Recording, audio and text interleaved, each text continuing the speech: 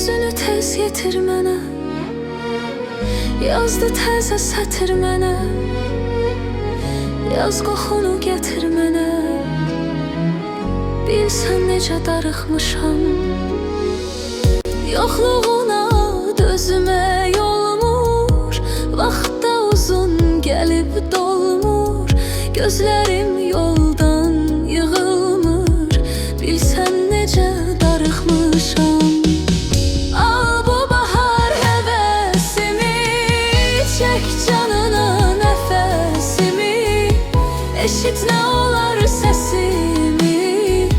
Bilsən necə darıxmışam.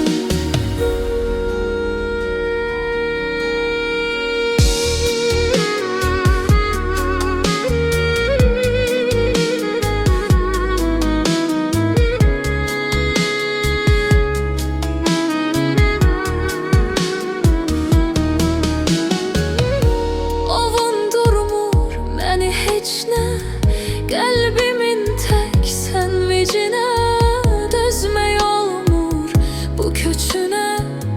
Bilsən necə darıxmışam.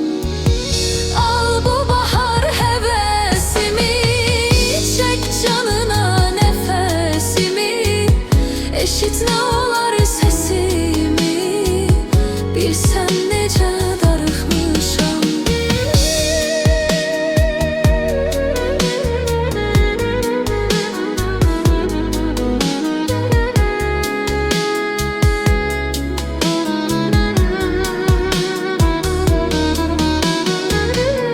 Bu cavan, bu gənc yaşımda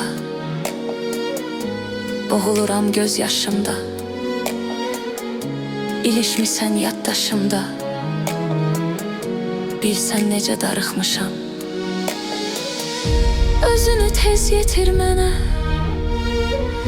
yazdı təzə sətir mənə, yaz qoxunu gətir mənə.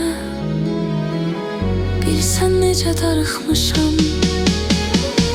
Al bu bahar həvəsimi, çək canına nəfəsimi, eşit nə olar səsimi. Bilsən necə darıxmışam.